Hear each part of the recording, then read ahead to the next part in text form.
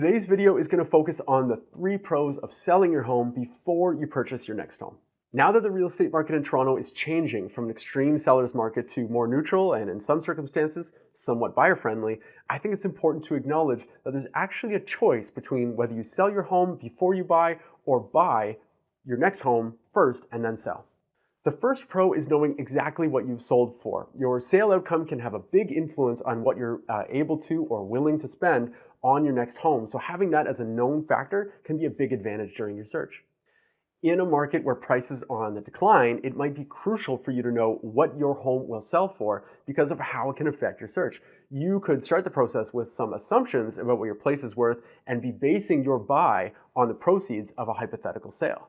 Then in actuality, your place sells for way lower than you were planning for, drastically altering what you can spend on your next home, which may mean you can't get that 4th bedroom, the double-car garage, or the backyard with the pool. Further to all of this, if you end up competing with another buyer for a property and those competitors haven't sold their place yet, you're confident about how much you can spend while they're left estimating and hoping, and they're less likely to go to their max budget due to their uncertainty. The next pro for selling first is that it can provide you with the opportunity to test the limits of what your home's value may be, since you're not under as much pressure to sell quickly. Now, it obviously depends on the market dynamics at the time, but selling first allows you to be patient in making sure that you're not settling for an offer because you're under a time crunch. There are terms that you'd like, probably a great price and a closing date that works for your plan, so you can afford to let those things come to you and not take something that puts you in some kind of difficult position.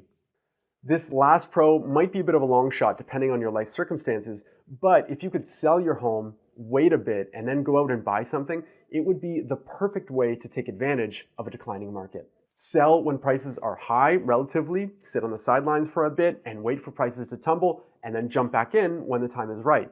Yes, this may mean living somewhere short term, maybe renting for longer than you expected, or living with family, but this strategy could pay off nicely. If your home might be hard to sell, if you want to maximize your sale, or you'd like to buy with confidence, selling first might be the right option for you. I'm Jamie Harnish, Toronto Real Estate Navigator with Bosley Real Estate. I want to thank you so much for your time. I appreciate you watching. If you're on YouTube, I would love it so much if you would like this video, subscribe to my channel, hit the bell so you can see notifications for upcoming videos.